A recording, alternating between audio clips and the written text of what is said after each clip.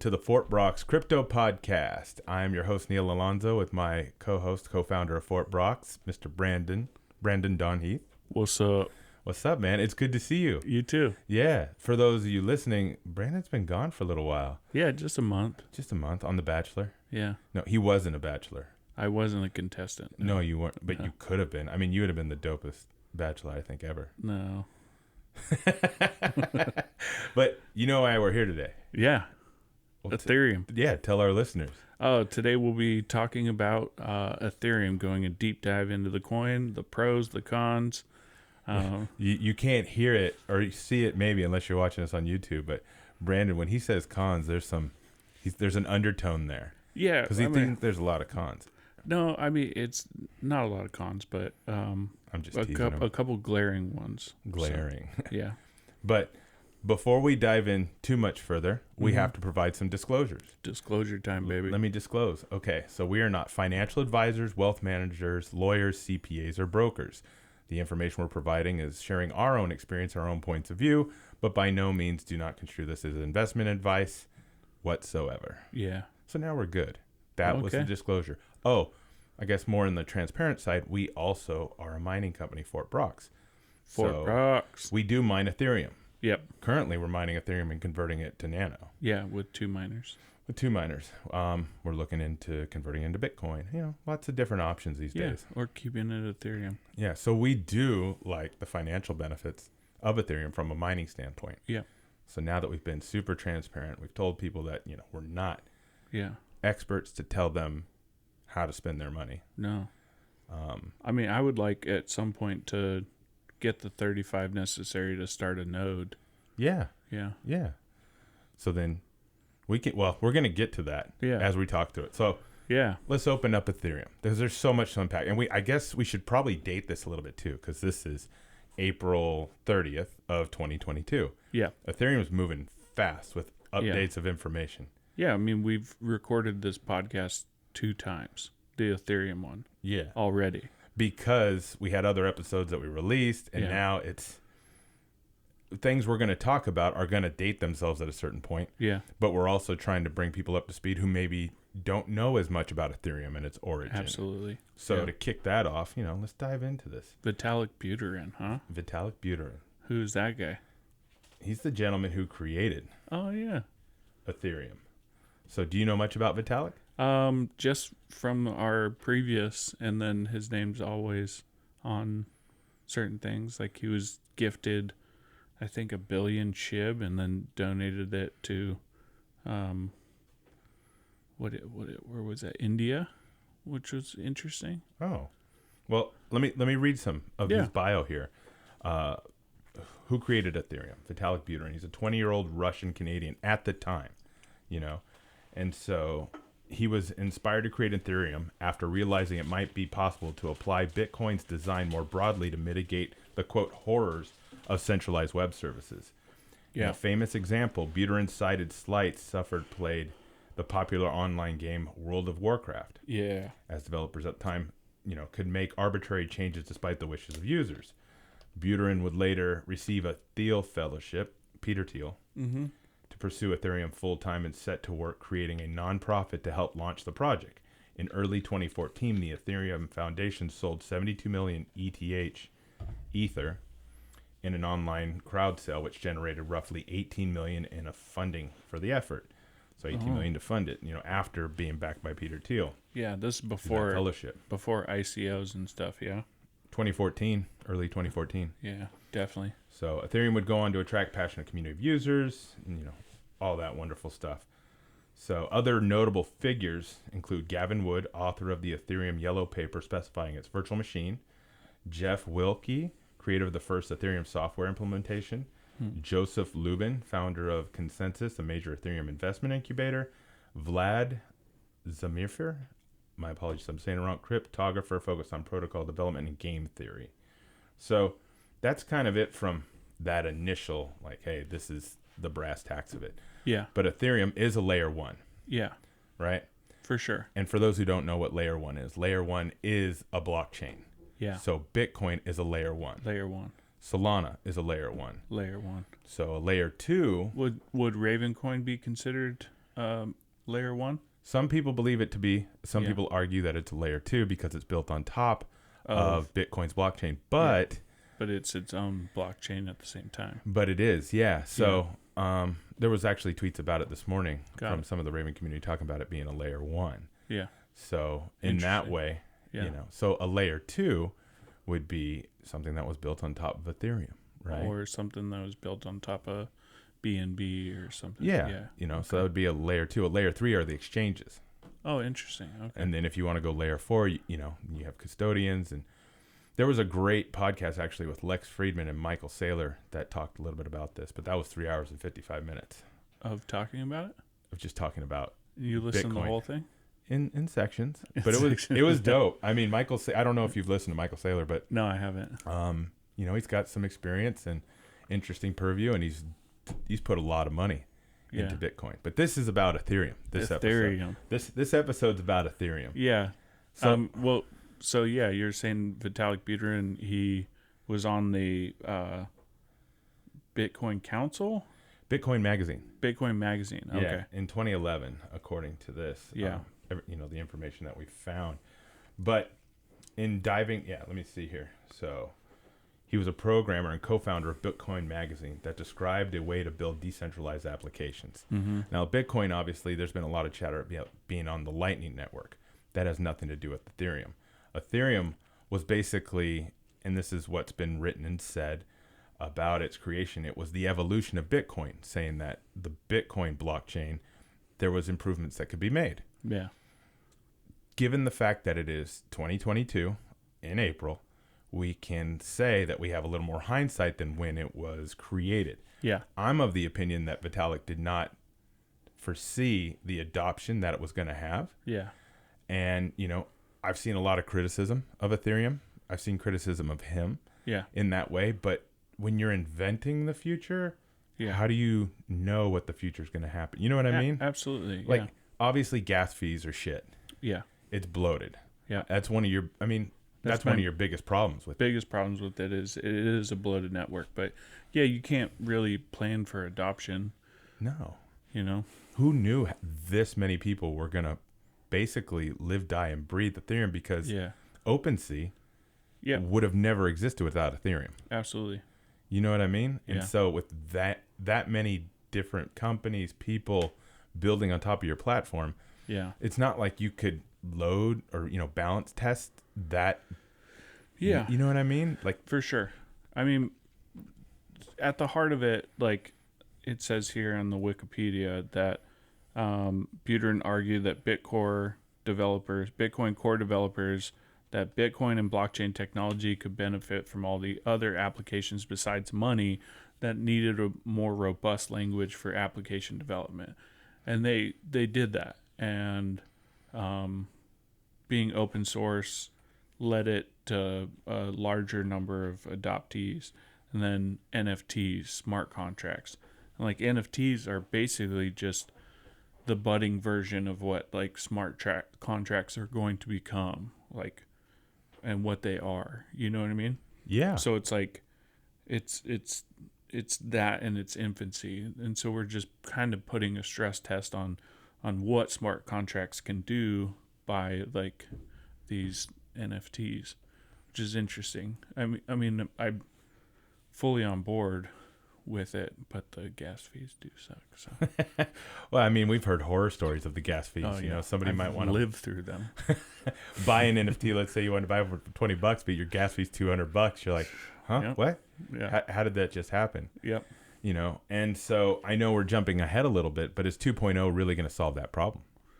Ethereum 2.0. I don't think so, but yeah, I don't think so. What makes you say that though? I don't think it's like the end all be all for the like possibilities for it. Mm-hmm. I think it was basically built with an incentive structure built into it. So your developers of stuff, that's kind of what a smart contract is anyway, is just like who gets paid down the line from the sales of these NFTs. So it's like also with the development, and like anytime you sell one, like the fee structure is put in place. So what gas fees are is you're basically bidding on miners to speed up your transaction, to be like, hey, can you make sure that this is processed, that this is agreeable, on both ends with the blockchain, so that it basically ties it to it, right? Yeah. Well, I mean, what you're talking about also has a lot to do with Ethereum currently is proof of work. Yeah. Ethereum 2.0 is going to be proof of stake. Yeah. Those are drastically different Yeah, things. but it doesn't just take out that fee structure that's already been put into place. Like you can't saying. just like wipe it out completely. Somebody's going to get paid down the line somewhere. Yeah. You know what I mean? No, I get it. I get what you're saying. Yeah, and like nobody's going to stake 2.0 if it's not making them money. You know what I mean? Only true believers. That's true. There's diehards out there. I mean, we're going to try, so. Well, I'm already staking. Yeah. Oh, okay. Some of my Ethereum for 2.0. Yeah, but it's not really staking yet, but okay. What makes you say that? Well, because it's not offered. So it's basically, it's just one of the, it's like a pre-offering of staking. So you're talking about the staking like on Coinbase. Coinbase, yeah. So they're just kind of. It's not like we've created our own node. Yeah, I don't think so. For 2.0. No, Yeah, I get what you're saying. Because it's not proof of stake yet. So what I think it is they're using that as like a money pot and staking other coins that actually do stake and then giving you rewards from that. I'm not positive that's what they're doing, but since it's we'll put it in the show notes. We're going to put links in the show notes. Since it's not actually released staking yet. Enabled, I think that's what they're doing. But, yeah, we'll put that in the show notes. So that's a good follow-up. Yeah. But to kind of hit a little bit of rewind on Ethereum. Rewind, yeah. Ethereum, it describes itself as the foundation for our digital future. Yeah, it's banking for everyone. It's supposed to be a more private internet. It is a peer-to-peer network. Yep. It's censorship resistant, commerce guarantees, and it talks about compatibility because other companies can build on top of it. So Ethereum's the first one out of this bunch to open the market for layer 2. Yeah. I mean, it has become the poster child of what can be done on top of somebody else's blockchain. Oh, yeah. I mean, Bitcoin has, application. We're fans of Ravencoin. It's a fork on the Bitcoin blockchain. But they are different, completely different. And the vulnerabilities that Ethereum has are not necessarily the same ones that Bitcoin has. Correct. Bitcoin has had less issues than Ethereum. Yeah. It just has. Has it not? Yeah. Yeah. I mean, there was that like weird hack that somebody did. I'm not positive on it. We can put it in the show notes. Which one? It was a strange hack that happened where it wasn't as like where somebody could backdoor say like, hey, blah, blah, blah. But they fixed it with a patch. When you say they fixed it, who's they? The Bitcoin Council, whoever like spends their time doing that. Just making sure, because it's all open source. Like they don't get paid to be on this council, but they have a team of developers that like lend their time to it, which is kind of cool. Well, I'm going to put that link in the show notes as well. Yeah. So with Ethereum, though, they have decentralized finance. I mean, they've really pioneered DeFi, right? Which is a more open financial system that gives you more control over your money and unlocks new possibilities, according to what it's written on ethereum.org. They also offer non-fungible tokens, NFTs. They've obviously exploded that market. Yeah. And DAOs, decentralized autonomous organizations. Yeah. I mean, we've talked about... Which are cool in theory. It's interesting the way you just put that. It is cool in theory. Yeah. There hasn't been enough execution of them done in a way that's become substantial enough yet. Yeah. And there's probably things being released today or even yesterday that are going to make their way up to the forefront. And we'll be like, oh, they're doing it right. Yeah. Well, like I said, with the like NFTs are basically just testing the waters of smart contracts. Well, DAOs are taking that and expanding it further. You know what I mean? Well, it's allowing governance over those NFTs because if the NFT is your asset, you need something to manage and own that asset. Yeah. So instead of having a corporation centralized making all the decisions with the CEO, you now have, a mechanism there or a set of rules that allow that organization to exist to govern those assets, which would be NFTs. Yeah. One of the things Michael Saylor said. Doesn't have to be NFTs though. No. You can use a DAO for something else. Yeah. It doesn't have to be that they're just the asset of an NFT. Because you saw that on the news, that one DAO was trying to raise enough money to buy the Denver Broncos, which would be kind of cool. It'd be like, oh. But, I mean, you keep seeing these problems with certain DAOs. Like, there's that one that got taken for basically $50 million or something. Which one is that? I don't know the actual name of it. Okay, I'm coming in here. But this one guy was trying to buy a majority stake or get on, be the president or something of that, or be a voting member. Everybody voted him down, so he went through the back door, bought a whole bunch more, and then made himself. So because their smart contract wasn't fully flushed out, he hacked it in a way that gave him control, and then he basically printed out a lot more tokens that they used for, asset tokenization, and then sold them all. Was it the fund that was called DAO? Maybe. I'm seeing this. It says 50 million of virtual currency is what he made off with. Yeah. And this was in June of last year, 2016. A $50 million hack just showed that the DAO was all too human. No. This was a different one. Yeah, this one was last year. Okay. Badger DAO, 120 mil. Badger, DAO. Badger DAO reveals details of how it was hacked for 120 million. Yeah. DeFi platform said an application platform that runs on its cloud network was the vector for the attack. Mm-hmm. So Badger DAO said a phishing incident that occurred on December 2nd, this is 2021, was caused by a malicious inject snippet from Cloudflare, an application platform that runs on Badger's cloud network. The hacker used a compromised API key that was created without the knowledge or authorization of Badger engineers. This is interesting. We'll see. So what I'm saying is that it's still in its infancy. So we've kind of touched on the founder, the origin of Ethereum, the history. So we're really starting to dive into what it is, and that's really what's relevant for this podcast. Absolutely, yeah. Because DAOs, in my opinion, the biggest problem with it is that there's humans involved. Yeah. I mean, for sure. That's the reason why the DAO could solve a lot of issues. It's supposed to remove the human equation on a number of levels. Yeah.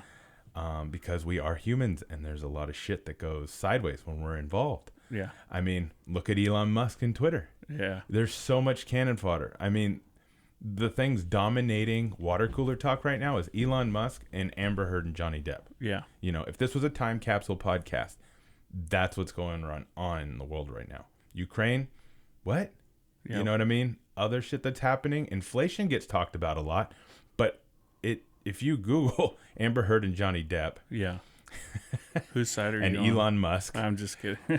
Mine? Oh man, don't say. It's crazy. You know how, and you know this, reality TV is just TV. I mean, you can't call it reality TV anymore because it just seems to be everywhere. Yeah. I mean, Amber Heard and Johnny Depp, that's YouTube, baby. It's yeah. I don't know. But all things entertainment-wise, Ethereum's empowered that as well. Yeah. Because if you think about the way everybody's perceiving Web3, yeah, Ethereum's been leading the charge of that. Yeah. Bitcoin has had a lot of, financial people involved, economists involved. You have environmental. I mean, there's a lot of people when you think about old world money, old guard, that talk a lot about Bitcoin. And you have your Bitcoin maximalists, right? Yeah. And you have, Bitcoin conferences.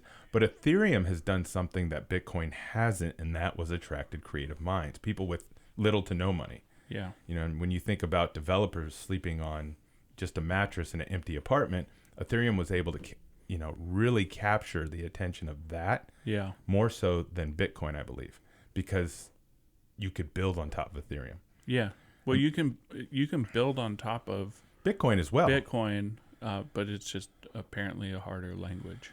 It's harder, but it's also, in my opinion, because of the Lightning Network and a lot of the functionality that it established, it might be a little more secure. Yeah. It might even be faster in some ways. Yeah. My thought process is that Bitcoin, Satoshi, everything about it was introduced, and Ethereum, aside from the World of Warcraft muse that Vitalik had, Bitcoin was already out. Yeah. So there's been, posts about Ethereum being the evolution of Bitcoin's blockchain. Yeah. But I'm of the opinion that it's still too early for Ethereum to evolve Bitcoin, because Bitcoin wasn't around long enough for people to really understand the pros and cons of it, some of its pain points. So it'd almost be like somebody saying, hey, I invented the car, and then, okay, what's the car do? Maybe 20 miles an hour. It's not super fast. It's, Henry Ford days maybe or something. Wow. But then you have Elon Musk come out 2 years later. And I'm not comparing Elon to Vitalik Buterin, but it would be like a Tesla coming out a few years after the first car was invented. Yeah. That's what they're almost positioning Ethereum as with Bitcoin. Lamborghini used to be a tractor maker. He asked Enzo Ferrari to build him a car, and then he did, and he was like, I could build a better one. Oh, that's how Lamborghini was created. But do you see the point I'm trying to make? Do. Is that the evolution of Ethereum, Bitcoin hasn't been around long enough to where we needed a different blockchain, in my opinion. Yeah. That makes sense. Yeah. So having said that, now we've got thousands of them. So right? Yeah. So here's the thing, and this has been because we do the weekly recap of news. Yeah. A lot of chatter has been happening that because VCs are involved, money's involved, period. Yeah. That people are deploying new blockchains without really doing a weighs and checks of, should we release it yet? Yeah. Because we can. You know what I mean? Like, everything's not rock solid. No. Now, mind you, everything in Silicon Valley is, move fast, break things. Move fast, break things, yeah. But here's the shit of that, right? Yeah. If you move fast and break things on a blockchain that's supposed to be super secure, everything Immutable. about Web3, immutable, right? Yeah. You're fucking us, man. Yeah. Simply because you want to put out something. Now, done is better than perfect is another cliche phrase. Yep. But if you're building something that people are building on top of and your shit isn't solid and it's not tight, should you be putting it out yet? Maybe. Ethereum had to come out when it did, because that's just the evolution of it. And it doesn't matter. It's already out. Yeah. But the choices that they're making today, what are they influenced by? Yeah. Is it by community? Is it by the market? Yeah. Is it by certain money? Because proof of stake, moving away from proof of work, and again, I'll be transparent as hell about this. We are a little biased because we are into mining. Yeah. But I would much rather it stay proof of work than proof of stake. There's chatter that it's based around the environmental side. Yeah. And Vitalik Buterin did put out a tweet, which we'll put in the show notes. It was really cool. I mean, it was a real transparent way of him kind of acknowledging the benefits of both proof of work and proof of stake, and the cons of both proof of work and proof of stake, right? Again, you can't look at a crystal ball in this way. No. And for people that are saying that they're experts now in this space, it just baffles me. Yeah. Because how can you be an expert when the people that are building this shit don't even claim themselves to be experts? Yeah. You know what I mean? For sure. I hear other people doing conferences, keynote speeches where it sounds like, they're the voice right next to God. Yeah. But Vitalik Buterin doesn't come across that same way to me. How come they don't do a hybrid model then? I mean, what do you mean? They're going to try, I guess, when they start moving over, but why don't they try a hybrid model, proof of stake and proof of work? Shit, man. I don't know. Do you got a cell number?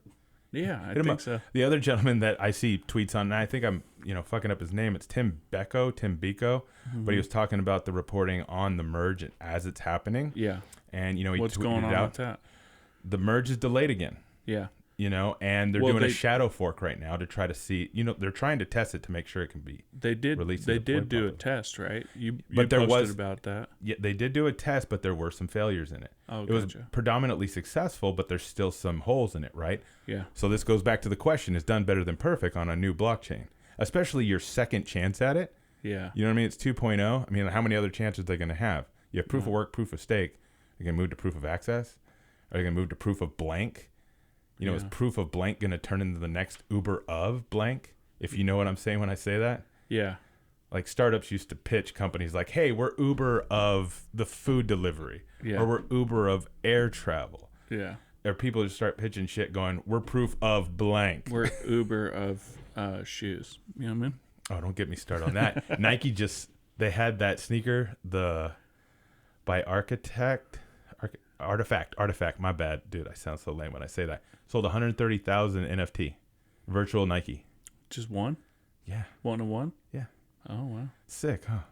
That's pretty good. Well, Do you get it? Was it officially sponsored by, or is he going to get some cease and desist? No. This was a Nike virtual shoe release. Because there's somebody that was doing like virtual Nikes. I think they were Nike inspired or whatever, but they got a cease and desist. But it's already up there and out there, and like, what do you do with that? Right. I You mean, know you what have knockoffs. Yeah, I mean, you have knockoffs in the real world. that's true. In all the news that's been happening, you have metaverse marriages, right? Wow. Yeah. You're saying I can get married in the metaverse to Yeah. somebody besides my wife? Which is going to be interesting, tell her right? that. Because going to Ethereum, right? Think about that for a second. Yeah.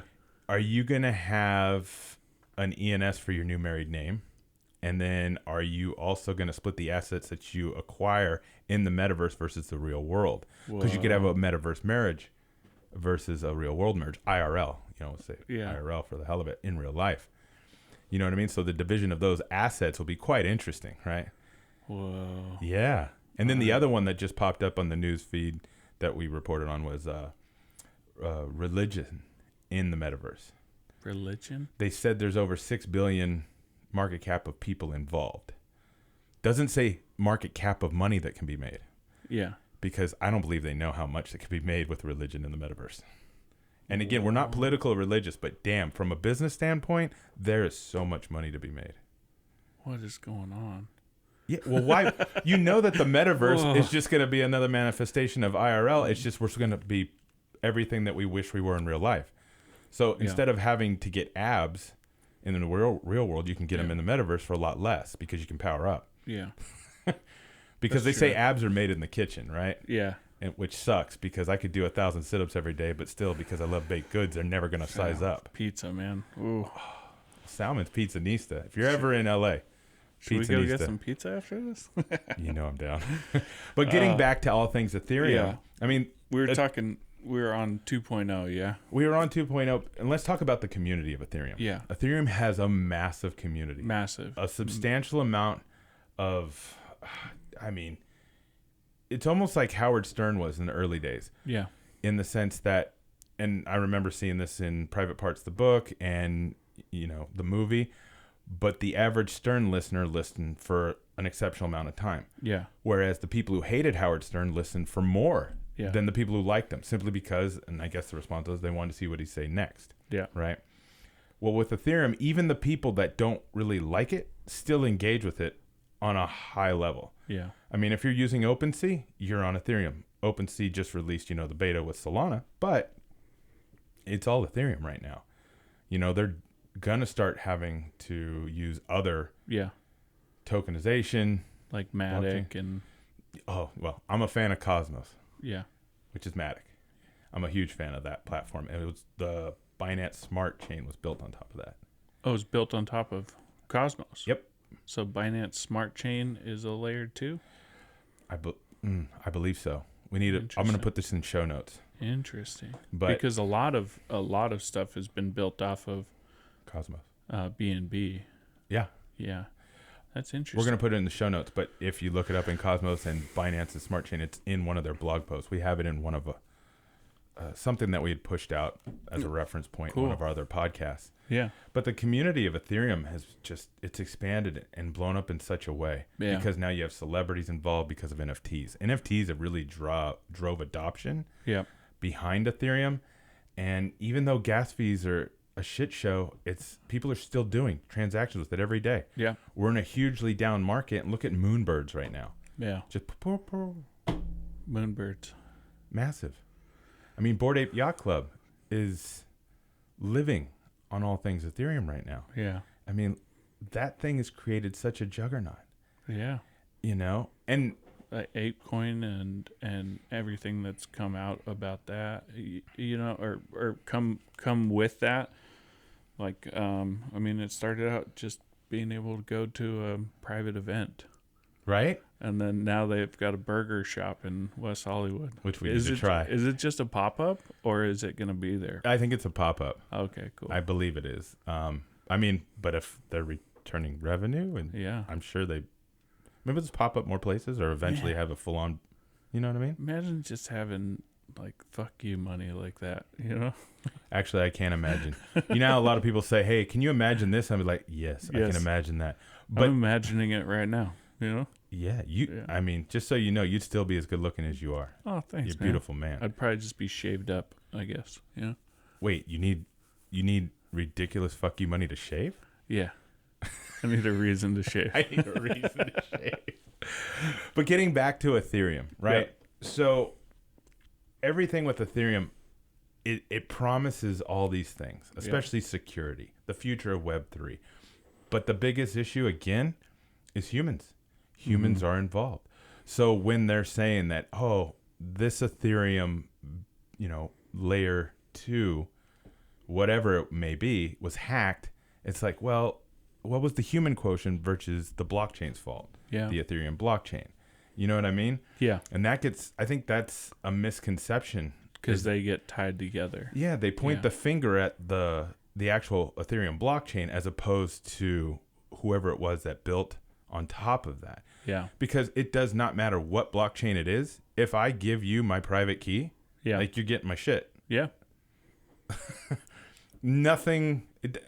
All the security in the world ain't going to fix that. Yeah. You know what I mean? Yeah. So, but I think it unfairly gets lumped into that. Yeah, for sure. It's just something that, people for some reason, I wish they would move away from. But then again, if you're a news media outlet and you're talking about crypto and Web3, are you really going to report on all things happy, feel good vibes? I mean, we're not John Krasinski doing that good news show that The he's doing good news the during the pandemic. That was cool. Supposedly it got picked up for something, but I haven't seen it yet. Really? To go on one of the networks or streamers. But. Yeah. I mean, it's like, I could see, like, it's the difference between, like, CNN versus Fox News. I guess they're both just yelling at you. Yeah, but at least you know which side they're yelling from. Yeah, exactly. Yeah. There's not as much but it's just clarity. It's always bad news. You're like, okay, cool. I guess I should be upset about this thing now. Okay. So let me ask you, what is the difference between Ethereum Classic and Ethereum? Ethereum Classic was the original Ethereum, right? And then they forked off. They did a hard fork, and then Ethereum as it is now, so that I think that they could write more code from it. I'm not super positive, but I do know that it was a fork. So the main difference between Ethereum Classic ETC and Ethereum ETH is that ETC is a speculative digital asset with a fixed supply, whereas ETH is more popular and accepted version that is widely traded and no fixed supply. Both are a result of a hard fork that occurred when Ethereum Classic was hacked in 2016. Got it. So Ethereum Classic was hacked, and so they created hard Ethereum. Fork. So this isn't the first time that Ethereum has had to make up for not having the crystal ball. Yeah. So Ethereum 2.0, it would be ignorant of me to say it's just another Ethereum Classic. It's not. I don't believe that it's fair to say that it's the exact same thing that happened with Ethereum Classic has moved to 2.0. Yeah. I do believe that there's more rationale to why it's moving to 2.0. There's been a lot published about it. Again, it's going to be in our show notes with Vitalik Buterin's talk about proof of work versus proof of stake. And we will put in the show notes links to op-ed pieces plus people from the Ethereum community that talk about why they're moving to 2.0. But it does show that this is a common occurrence because, again, these blockchains are built by people. Just because people don't know who Satoshi is, it's almost like they don't have a place to point the finger. You know what I mean? They're going to point it to the ground or they're going to point it to the sky. Yeah. He, she, they are not out there. These are not inclusive pronouns. It's just that nobody knows for sure who Satoshi is. Yeah. That type of anonymity has helped in so many ways. Yeah, for sure. Ethereum doesn't have that. Michael Saylor, and I know I keep referencing that podcast, but it's a really, thought-provoking podcast. And I'm sure there's other people that have a contradictory opinion of Michael Saylor. But one of the things that he had mentioned is that there is somebody leading the charge on Ethereum. Yeah. As opposed to Bitcoin. Bitcoin should be treated like property. Ethereum should be treated as like stock. And it's because there is a little bit of centralization there that Bitcoin does not have. So you have a face behind the name. It does. Yeah. It changes things. I can see that. Well, because there's another misconception that we've seen with Ethereum is that just because it can be a decentralized platform to build upon doesn't mean everything that's going to be built on top of it, layer 2s, are going to be decentralized. Yeah. There's so many things centralized that are being built on top of Ethereum. Yeah. But again, it gets lumped into this kind of halo discussion about, we thought it was supposed to be secure. You know what I mean? Like all the benefits of being decentralized properly, right? Yeah. And you kind of brought it up with how DAOs they're not executed properly yet. They haven't realized their full potential yet. Yeah, it's in its infancy. Right. Like they're just a couple years old. I mean, I know that Ethereum is a DAO in itself. Yes. Like the council or whatever. Oh, it is. Okay. Yeah. But so that was like the first one, and then you've got all these afterwards that are popping up, which are, I mean, I think it's really cool, and you have to have innovators in the space in order to move it forward. But like I said, it's in its infancy, I think. No, I fully agree. Yeah. Everything's in its infancy. Maybe it's in its toddlership. I don't know. Maybe it's just in it's the a couple womb. Of years old. Yeah. No, because it has to be born so people can play with it. Yeah. That's a weird way of putting it. Yeah. I realize that. I have 3 kids, so I feel like. Just to go back to what you were saying about the like shadowness, there's Satoshi's final message that he sent was in response to early Bitcoin developer Gavin Andresen. Andreessen. No, it's Andresen. Gavin Andresen. It's not Andreessen. But he said, "I wish you would stop talking about me as a mysterious, shadowy figure. The press just turns that into a pirate currency angle. Maybe instead make it about the open source project and give more credit to contributors. It helps motivate them." That was his final message. Interesting. Yeah. So when you say his, that's speculative. Oh, right? That's true. Yeah. Okay. No, I'm they, them, herm. Yeah, I'm bad with pronouns. I should get better at it. The people's is people's, man. That's why I keep using the reference of humans. Humans are involved. Mm-hmm. You know what I mean? Yep. Okay. So to dive into some more just kind of blanketed information about Ethereum. Ethereum is probably widely accepted on the most amount of exchanges outside of Bitcoin. Yeah. It's wallets. I mean, yeah. How many different wallets are there? How many wallets? Yeah. Tons. There's so many wallets that there's it's more accepted coming out. Yeah. You know, every day. Or it feels like every day. Yeah. Well, I mean, it's cool, but like, yeah. Well, I like to think of it as there's like in our capitalist society, there's a lot of options to choose from. There's a lot of what do you call that? Competition. Very much so. Everybody's racing to be number 1 or number 2, Disneyland or Knott's Berry Farm. The crypto.com arenas of this. I mean, they're definitely buying their space. Yeah. You know what I mean? I think we've mentioned it before. I'm of the belief they're Samsunging the market. Yeah. You know, Apple doesn't have to go to CES and everybody talks about them. Samsung just buys everything around it so people talk about them. Yeah. It isn't to necessarily say that the stuff they put out is shit. It's just they have to pay more for their branding recognition than Apple does. You know, some exchanges can do the same amount and still get a lot of traction. Yeah. But Crypto.com knows. I mean, It's all about adoption. Yeah. I will say one of the things about all the exchanges, their apps, they need to simplify use of them. Yeah. Some of them are quite confusing. And for people who just want to get involved and feel like they're part of it, they need a more simplified interface. Well, that's a Coinbase. But even Coinbase is difficult for some people. Yeah. Yeah. And these are smart people, like even our card partners. For sure. These are smart people. Yeah. Well-to-do people in a lot of cases. Because if you have money to spend on mining, chances are you're doing something well in your career path. But again, it's like stocks.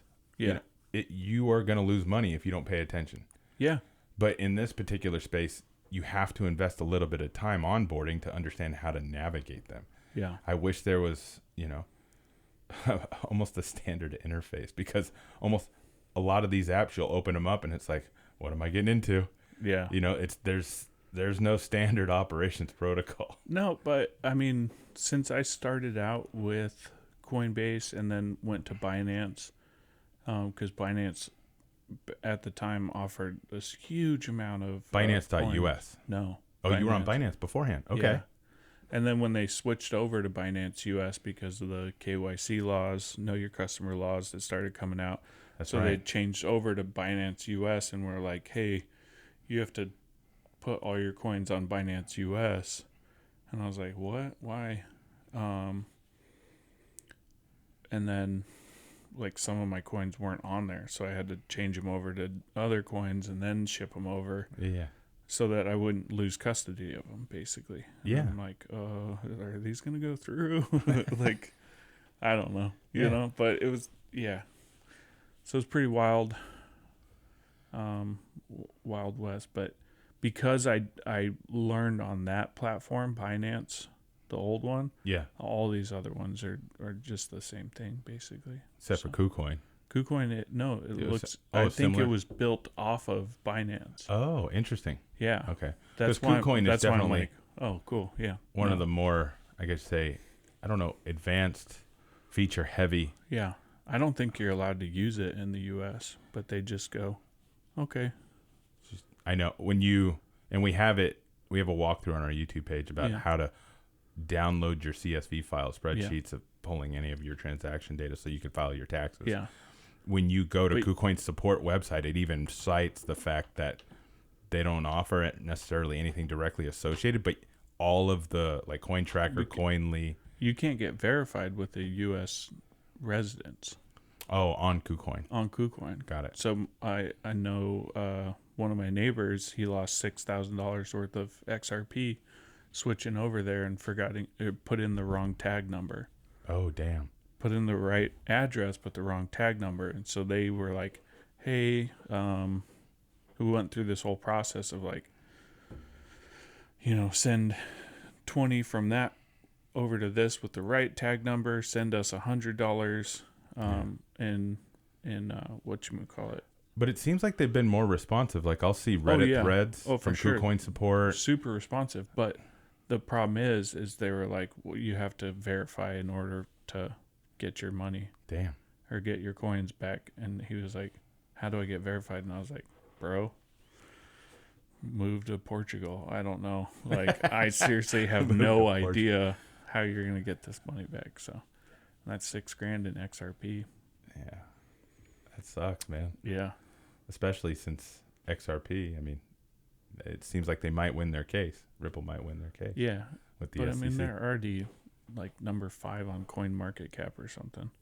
Yeah. So they're doing well. I don't think it's going to go up much past that. Oh, you don't? No. Okay. Unless the whole market has a lift. Yeah. Well, yeah, exactly. I got you. Well, jumping back to Ethereum wallets. Yeah. I love what Ethereum.org says. It says, showing 40 Ethereum wallets below. Overwhelmed? Try filtering by features. And the features could be buy crypto with a card, like a debit, credit card. Exploring dApps, decentralized applications. Yeah. Access to DeFi. Yeah. Withdrawal to bank. Limiting protection. High volume purchases. Decentralized token swaps. Or multi-signature accounts. So it really shows the breadth of what Ethereum is already offering as far as a value proposition, how people are building on top of it. Yeah. Because you have so many wallets, you have to filter by what you want, the key features you want. Yeah. I mean, I know I have a lot of wallets. Yeah. You know, Me too. right now I'm using MetaMask to sign into Mirror.xyz, which is that writing platform that we discovered when Katie Hahn launched Hahn Ventures. Mm-hmm. And you can mint articles or any creative work that you post up on there. So it's really interesting. But you purchase your ENS to tie it to your Mirror.xyz profile. Got it. It's basically supposed to be like Medium, that blog platform, except you own your stuff. Instead of Ev Medium Williams. owning it. Yeah. He was the one of the Twitter founders created Medium. Oh, interesting. Yeah, but I mean, Is he going to sell that to I don't know. Elon? Elon? I don't know. What's Elon going to buy next? Right? Well, he's going to buy all kinds of shit. Yeah. I don't know. I love that there's these types of figureheads. There was an article in, oh my goodness. For some reason, the site has escaped me, but Jessica Leston, I think her name is. The Information, I believe it is. She talks about CEOs becoming a creator. So Elon Musk, I mean, he's not the first one. Warren Buffett, Rupert Murdoch. I mean, they all have their own celebrity creator cachet of content that Bernie they do. Madoff, yeah. Shit. Damn. Well, I mean, they had that movie with Michelle Pfeiffer and Robert De Niro played Bernie Madoff on HBO called Wizard of Lies. Yeah. But yeah, I don't think we want to go that route. I mean, people are already leery enough of crypto and crypto mining, think it's a Ponzi scheme. Yeah. You know, so yeah. But to that point, though, you have these CEOs that have these platforms now, to where they're talking in a way that they are a different form of celebrity. Yeah. You know, I mean, even the former T-Mobile, Dan, I forget his last name, CEO, he had such a outgoing personality that he was more than just your normal CEO. Richard Branson. Well, Richard Branson's another great version of it. So I think in her article, she talks about it. Maybe it was Jessica Matthews. Damn it. I'm going to put this in our show notes and a link to the article. Okay. I feel bad about that. But I think it's going to be interesting to see how CEOs evolve in this space. You know what I mean? Because of the platform. I mean, we're hosting a podcast and we're a mining company talking about all different things in crypto because we want to share our learning process and experiences with others, hoping that it's of value. We want to put a face to our names because a lot of these crypto companies are shadowy figures. This is true. So, I mean, that's why we talked about like doing this to discuss what we've learned from these things and then also put a face to the company. And so in that way, Ethereum, I I do believe that Vitalik Buterin being as vocal and engaged as he is. Yeah. I mean, he definitely, the persona that is portrayed by the media, he comes across as an engineer, a developer. He looks the role, the way everything, you know, the stereotype of that type of persona has been really amplified by his whole look and feel. Yeah. But it also helps in a lot of ways because you now have a face. Yeah. But it also, I mean, he's young and he needs to have thicker skin. I don't know that he doesn't, but he's definitely developing calluses all over him because he's getting beat up. You think so? Yes. Oh. Yes. Wow. I mean, he's Jack Dorseying it. Jack Dorsey's a different story. Oh, okay. It would be interesting because it seemed like he like turned and was like mean all of a sudden, and then just became like this I don't care figure. You know, he's adopted a lot of different things, but I mean, especially somebody like Vitalik or even Jack Dorsey, when you mention them, they had such a prominence in the space because of their business success. Yeah. So early on that you got to see them go through their own human growth. Yeah. In the face of media while controlling, you know, some very powerful assets. Yeah. Twitter, powerful asset. Square, very powerful. And now they're Block, right? There's so many things happening with that. But bringing it back to Ethereum. Yeah. Ethereum, it's incredible what they've achieved in the time that they've achieved it. Yeah. A lot of that is on the backs of so many people adopting how they can build on top of Ethereum's blockchain. Mm-hmm. And it should be noted that Ether is the cryptocurrency of Bitcoin. Ethereum. Yeah. So they are separate. Ethereum's the network. Yeah. So just to help educate those who may or may not know, there is a difference between the two. Yeah. Okay. So let's talk about the tokenomics of Ethereum. Okay. Yeah. So what are we looking at here? So, I mean, currently, at time of talking about it, it is the number 2 ranked coin by market cap, with a market cap of 337 billion, fully diluted 336. I don't know why that's less, but in a 24-hour period, there was $13 billion traded. And it currently has a circulating supply of 120,592,249.44 Ethereum.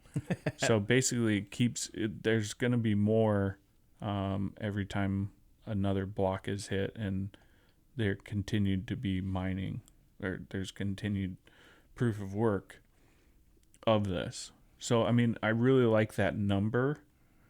Why do you like that number? What about that number do you like? It's a low number, which is actually why the price of each Ethereum is so high. So it's currently at $2,794 per Ethereum or Ether.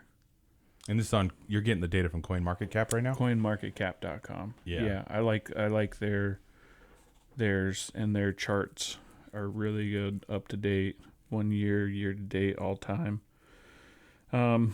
So, I mean, you had this really big jump.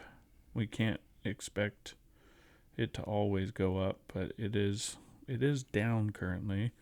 One thing I don't like about Ethereum is that they don't have a max supply. So, I mean, you look at something from a inflationary asset versus a deflationary asset. Yep. And obviously, if you can't say like there's X amount supply, like, and that's all there's ever gonna be, then people are kind of cautious of that.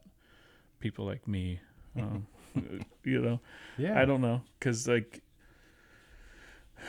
I think it's too big for them to just be like, okay, we're adding another 120 million, but it's also not out of the realm of possibility. So when you say it's something like we're trying to get away from the Ponzi scheme stigma, Yeah. you have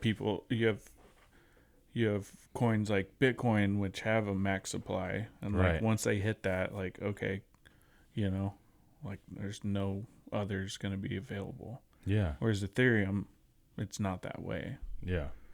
So the council could come out and be like, hey, or the DAO could come out and be like, well, we're going to vote on adding more coins. Interesting. Like, okay. See, and so that, brings it back to how decentralized is it? Yeah. You know what I mean?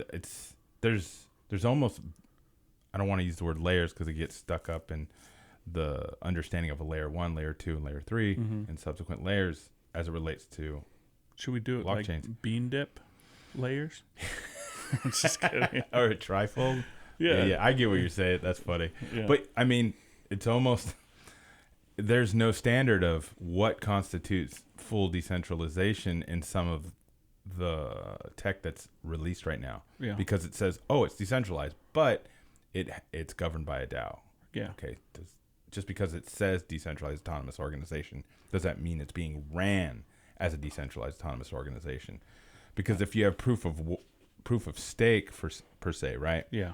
I mean, the argument for proof of stake is that it could be controlled by the majority holder. People. Yeah, if they own the majority. Yeah.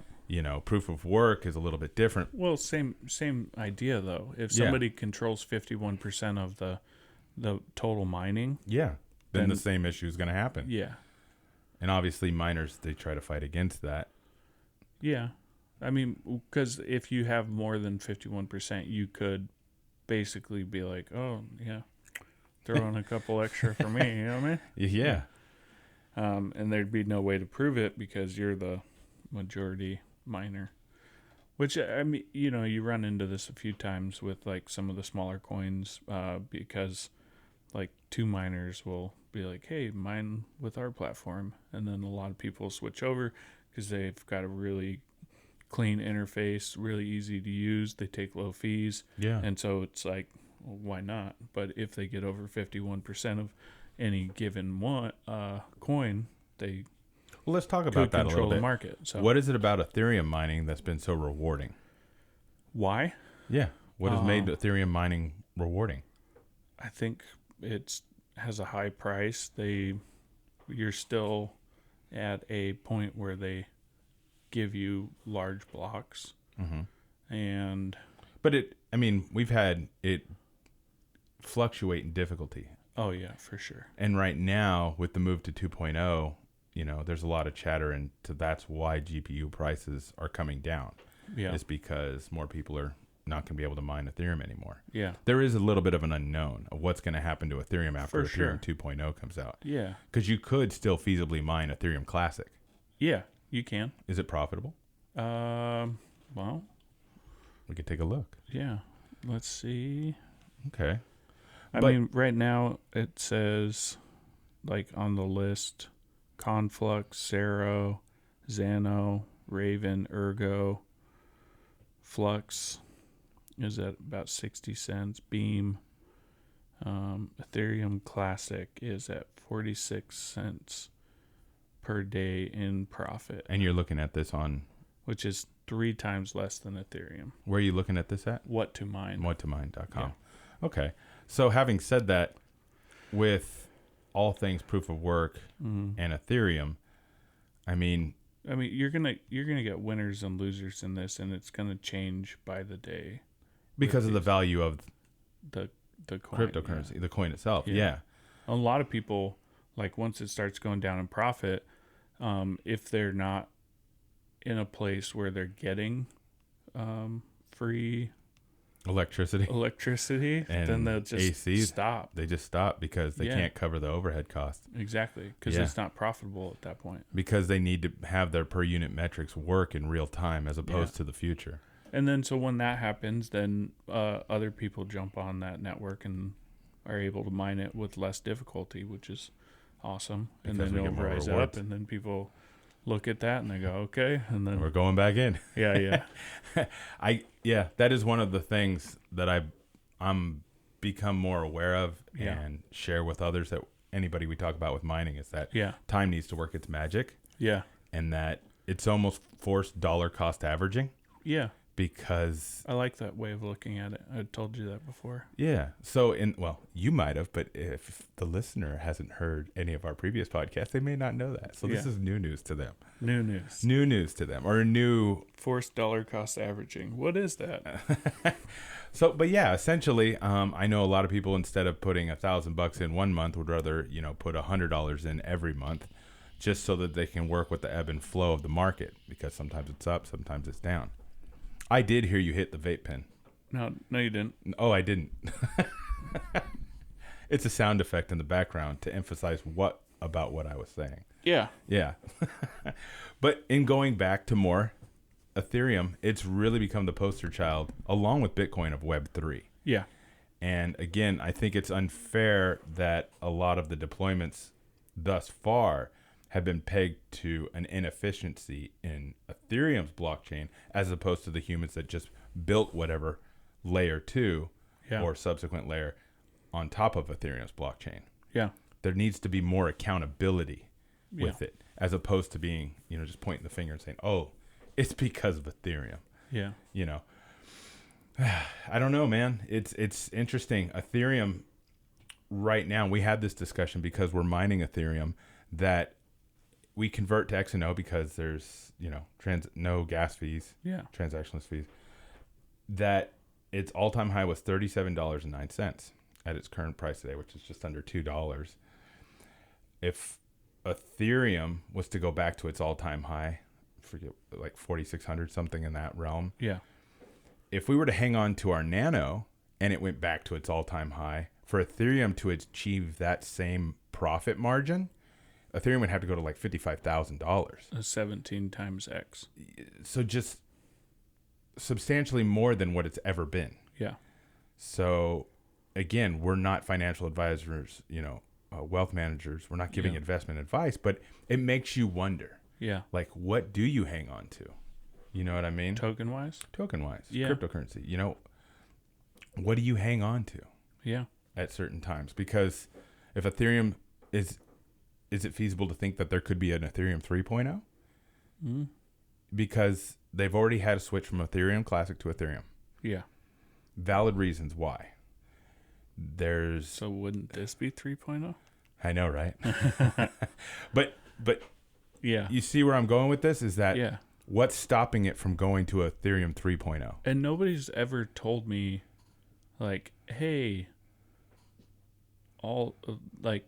and I don't know where to find this information out. Like, if you're Ethereum, like, do you keep your Ethereum and then you're just awarded how many ever Ethereum you have to Ethereum 2.0, and you can still mine Ethereum, but it obviously, like, it's going to be ditched or something? I don't know, but what we will do is do some due diligence and put some links in our show notes to that very key point. Yeah. Because I'm curious as well. Because, like, I mean, with Ethereum Classic, like, it was just kind of like, oh, here's Ethereum Classic still, blah, blah. We're going to hard fork to Ethereum. Now what? Like, is the same thing going to happen with Ethereum 2.0, except you can only stake it instead. So it'll just be interesting. I don't know. Or will it all become Ethereum 2.0? Then you'll have to rewrite your contracts. Or it's a good question. I don't know. It's a huge network. There's tons of stuff built on top of it. Like, I'm excited and, like, curious to see. Yeah. Like, are they going to blow this whole thing up? I don't know. Yeah. I don't think anything we're saying is meant to be a jab at Ethereum. It's not. It's just asking questions, right? Yeah. And I know we're just two people talking about this. We have our place in this world. Yeah. Because we work within mining, and we spend so much time in the crypto and Web3 space simply because of it's becoming our bread and butter. Mm-hmm. So it's having these conversations and sharing them with our listeners and hopefully others is that we create dialogue. Please post questions, messages, thoughts in our comments, or DM us or message us, because Ethereum is moving the needle in such a way that it's helped Bitcoin, I believe. Yeah. Bitcoin, I don't believe, could have got to where they are currently without Ethereum. Yeah. It is a byproduct. The success of Ethereum and some of the heartache of Ethereum has helped Bitcoin, because Ethereum and drugs. Yeah. And you're talking about dark web shit. Yeah. Oh, well, if you really want to have that conversation, there's always going to be. I mean, if we do a Bitcoin deep dive, it has to be part of the conversation. Yeah. Okay. So let's touch on that a little bit. Dark web and Ethereum. Oh, and Ethereum? Everybody, regardless, no matter. I think Ethereum's public keys are too public. I don't think, like, you could get away with that. So you wouldn't trade an NFT for some cocaine? No. On the dark web? No, probably not. You don't think so? I don't know. That's an interesting thought, but I think it's too public to, like, actually fully get away with it. I don't know. I think Bitcoin back in the day was private enough that you could essentially get away with it, and then you've got, like, private tokens like Monero and Zcash, but Zcash obviously has a privacy element, but they had to take it off to continue running in the US or something. So you have the options, but go ahead. So in doing a little bit of due diligence on this, right? Yeah. Investopedia says cryptocurrencies are popular on the dark web. Duh. In August of 2017, it was reported that Bitcoin, Monero, and Ethereum were the preferred coins to conduct dark web transactions. Oh, yeah. The lead on this is Litecoin gains ground on Bitcoin and dark web. Litecoin would. Yeah, I mean, it's super fast. Yeah. So you can be like, oh, okay, cool. Yeah. So Ethereum is, it says, at least according to this, again, do your own due diligence, but Ethereum is a preferred method on the dark web. But so is gold. So is cash. On the dark web? Yeah. Oh, okay. You know, Yeah. anything of value Yeah. can be used to transact services, goods. Yeah. You know what I mean? Yeah. I was going to say how you could do it, but then I realized that that's probably not a good idea. So. Oh, yeah. That's not what we're trying to achieve. You could get okay, never mind. I'm going to shut that thought down. It's definitely not what we're trying to achieve with this podcast of showing you, hey, this is how you navigate the dark web. Yeah. You know, this is how you launder money. You know, Yeah. let me show you. This is how you get your cocaine free and clear. Yeah. You know what I mean? No. I mean, there's so many other Yeah. dark web things that we just don't need to touch on. No, for sure. But all things crypto, it should be recognized. Yes, it can be used in those ways. Yeah. Silk Road, I mean, it's notorious. Yeah. I mean, keep mentioning her, Katie Hahn. She was part of the DOJ that was part of the Silk Road investigation. So, was she? yeah, Okay. I'll put that in the show note links as well. But yeah, so Ethereum, like all cryptocurrencies, also gets lumped into, but it's used for this, you know, and it's like, wait a minute, so many other things as well too. Yeah. There's been a number of discussions online on podcasts about the environmental nature of proof of work versus proof of stake, especially as it relates to Ethereum, since so many people are mining Ethereum. Yeah. Because it is second to Bitcoin as far as mining. Because Ethereum, you can still use GPUs, graphics card processing units, as opposed to ASIC machines, which is what Bitcoin uses to mine. Yeah. Those things take a lot more power. But, they do. But I think you see a lot of people in the space, and we touched on it just a minute ago, but it's like if the cost to mine is more expensive than what you're actually mining, like, do you do it? Probably not. So unless you're just there for the long haul. Yeah, true, but I mean, like, you're gonna pay more money than it's actually worth Than you would if you just purchased it. Yeah. So like, why would you go through those steps? Yeah. I don't know. Like, I see in the space a lot of people are switching to renewables for this specifically, because then you get more out of it. Yeah, because then your cost to operate, Yeah. your per unit metrics changes substantially. Yeah. That's why we're looking at other places to house our mining farms. To simply put, if renewable energy sources are more abundant and the cost of electricity is substantially lower, and we don't have to have an HVAC system because it's just predominantly colder. Yeah. Hello. If our overhead goes down, our profit's going to go up. Yeah. You know, in real estate, If we can pass that on to our partners, like, that's perfect. Yeah, because in real estate, they always say you make your money on your purchase. Mm-hmm. That's how you make your money. And I believe that to be true. Yeah. A number of hospitality people I know that work in even the restaurant industry talk about your lease is everything. Yeah. Whatever you're going to pay for, what your brick and mortar footprint is what dictates one of the biggest components of your ROI. Yeah. So our fixed costs, if we're able to bring down the cost of the most variable of our hard costs, being electricity. Yep. Yeah. Why wouldn't we? Absolutely. Yeah. So that makes sense what you're saying with that. And yeah. I mean, well, like, there's that perfect one where, like, this kid bought like 10 or 20 Bitcoin, and then when it reached like 50K, sold them all and just bought a farm with a... Oh, I think I saw that article. Yeah. I'm going to see if I can put that in the show notes as well. And then just like... It's a cool story. Yeah. And then just running off of pure profit. Yeah. And just mining more. I love that. There you go. I love that. Yeah. I mean, I don't know if we said it earlier in the podcast, but I feel like crypto is such a sexy industry, right? For investing, NFTs are super sexy because people become millionaires, multimillionaires overnight, it seems like. Yeah. And people with Bitcoin right now, 20-year-olds who are multimillionaires because of Bitcoin. But mining is the least sexy version of how to make money in the crypto space, even though I feel like it's also I wouldn't say it's completely risk-free. No. But it's definitely lower in risk. Absolutely. In my opinion. Yeah. So you're just about those small gains, just boom, boom, boom. Just ongoing. I want time to work its magic. Yep. And with all these things. But proof of stake will be interesting. Yeah. We'd still love to, create our own nodes and stake because for all the things that, we point out that might be an issue with Ethereum, we want to see it succeed. Yeah. I want to see it succeed. Absolutely. So I want to see 2.0 happen. Like I want gas fees to basically be almost eliminated. Yeah. That's the one thing I like about I said, Nano. though, I think, yeah, we talked about this earlier with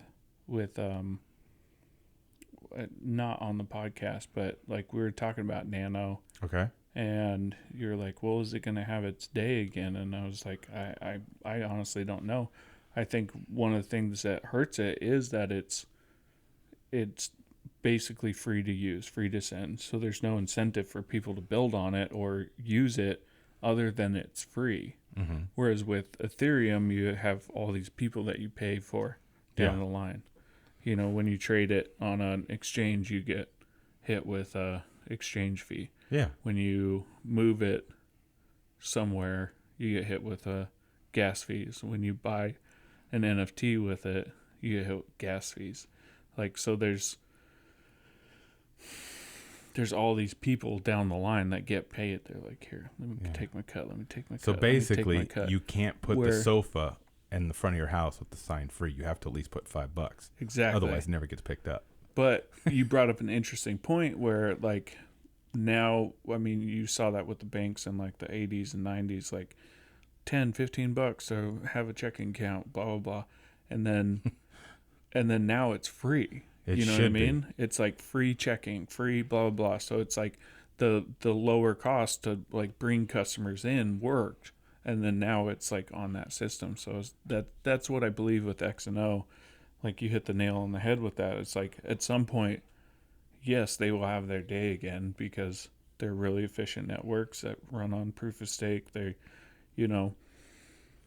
I think Ethereum could get there someday? Possibly. But I think too many people are used to getting paid along the way that it might take time or might not ever happen. I mean, once you have a critical mass adoption of something, it changes the way people use it because now you have these micro insights, right? So Nielsen for TV ratings.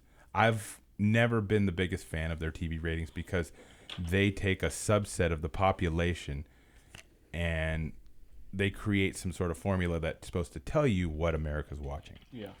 Well, here's the thing. Their subset of information isn't even 1% of the population.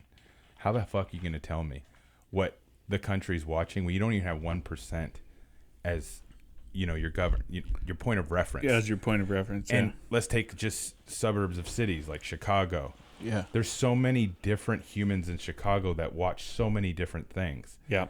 How does this relate to cryptocurrency? I'm of the belief that because there's so many different ways to use different cryptocurrency tokens and coins and what's being built on it, that there's going to be unique use cases for each. That's why I think that Bitcoin, while it might be the winner, so to speak, it's not going to be the only one. Mm-hmm. Simply because of the utility value of the technology behind crypto. Yeah. So banks don't need to be involved with our money. No. They never have. Everything that's been created thus far is human created. It wasn't. So, and this goes in the weeds a little bit, and I'll leave it as is. We don't need to go too far into it. Inflation is as a result of the way our economic system's been structured. It wasn't like that was just already there. It wasn't written on walls in caveman days, let's say. Yeah. Like, oh, this is the way that you factor in inflation. These are human created things. Yeah. So if it's human created, can't we create something else? To fix it. It's that argument that the Constitution was written a certain way, but again, nobody has the crystal ball. Yeah. So you try to write something that can be as scalable as possible. Yeah. But what was scalable in the 80s isn't necessarily scalable today even. And that's just a few decades ago. Yeah. Right? So when you think about the evolution of technology, how can the way we think, even as far back as a decade, which isn't that far, how can you see far enough to where it becomes applicable towards the future? Yeah. Think about metaverse marriages. Are we going to use real world IRL marriages as case studies in how metaverse marriages can work? Yeah. You could, but you have a whole new subset of problems in the metaverse that you never had in the real world. You could be a dog man, right? But I guess this is why when you're driving, it doesn't matter where in the United States, right? Yeah. You'll see, poor areas and you'll see rich areas, and you just drive by and you're like, what the fuck do they do for a living? You're like, so many people have money in this country. A lot of people don't. Yeah. But you see this wealth and, a lack of wealth. Yeah. But clearly there's all these different jobs. Yeah. So I guess you'd say human error creates opportunity. Yeah. And so in this way, cryptocurrency human error will create opportunity, even though they're supposed to be built on these decentralized networks, because we have other centralized institutions such as banks involved. There's going to be more error, therefore more opportunity. And I think Ethereum has helped lead that charge in a substantial way. I mean, is it going to be the AOL of the situation to where, AOL brought in a substantial amount of internet use. Yeah. I mean, look at You've Got Mail. I don't know if you ever watched those rom-coms. But are you talking with Meg Ryan and Tom Hanks? Yeah. Yeah, I've seen it. Yeah. But that was an AOL time. That was a time capsule movie. If you watch it now, you're like, what the fuck? Didn't she own a bookstore in Chicago? Shop around the corner. New York. Yeah, I've never seen it. Can you tell? And then a big box store was moving in. Fox Books, yeah. Fox Books, yeah. That was right about the time that Amazon started to sell books online. It's so funny. Yeah, Life, Art, a little bit all dated, those things. But, exactly what you're saying. So she got closed down by Fox Books. They got closed down by Amazon. So, Yeah.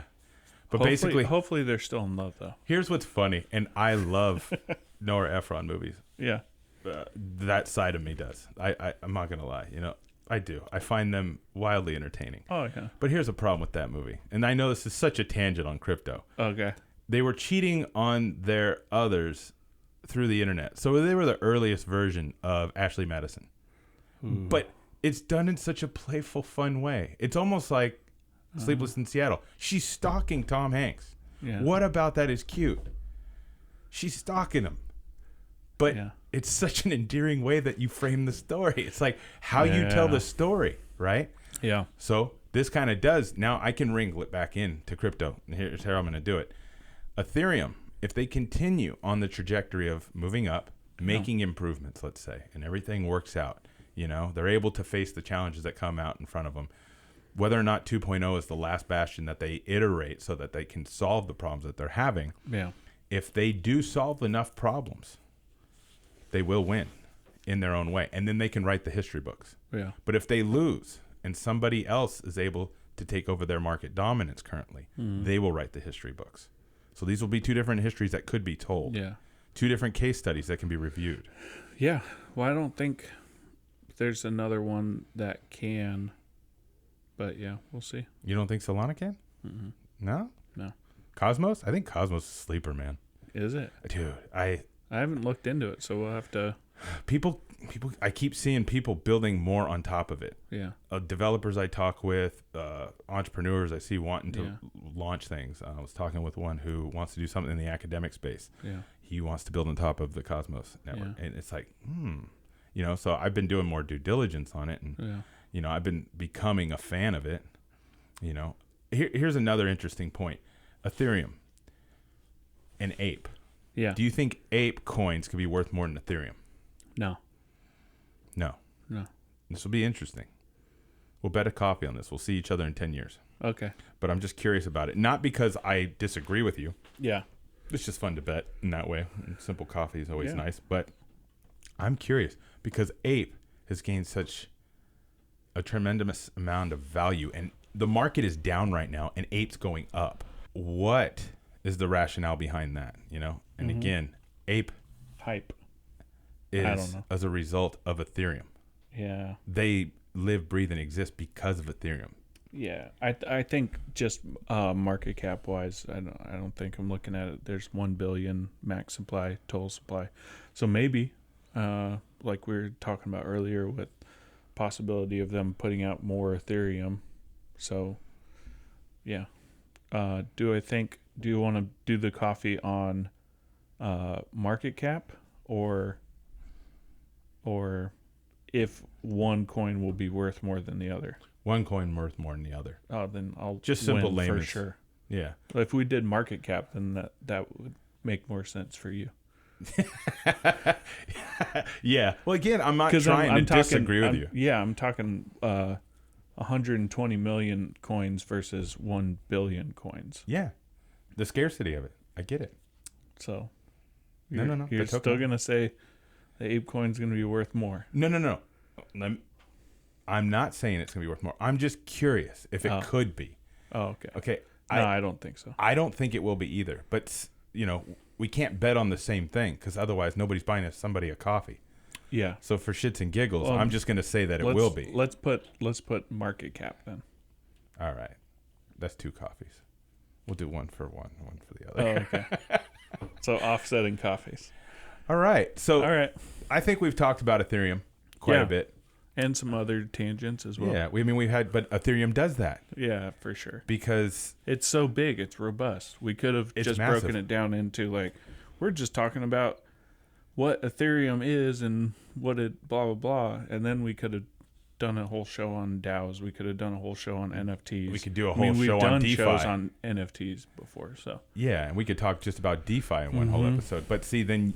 Oh, we didn't even talk about DeFi. Yeah. So in that way, DeFi is something I feel like we can talk about on its own because there are a lot of iterations with different blockchains about DeFi. Yeah. To exclude other blockchains and just talk about Ethereum DeFi, I think it would be a better podcast to just talk about DeFi. For sure. But that's just my Let's opinion. do that, if you then. think that's wrong, then let's do somebody DM us. Yeah. Blue Sky Music NFT, and I'm writing a paper on this to be published on mirror.xyz.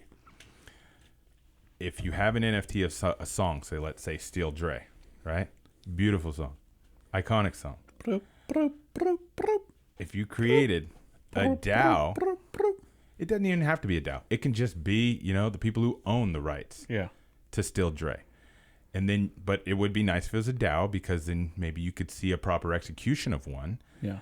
But if you have the organization who owns Steel Dre, property, creative license, and then you post on, say, hey, anybody, everybody, how can you layer on top of this? Whether it's for a remix, sampling, maybe you just rearrange it in such a way using just a sitar. Mm-hmm. Send us, upload your version utilizing Steel Dre. Let the community vote on which one should be created as NFTs and released through the Steel Dre mechanism. Mm-hmm. So Steel Dre, for the next 40, 50, 100 years, might have as many as 1,000 different versions with anything from folk music to, more rap or hip hop.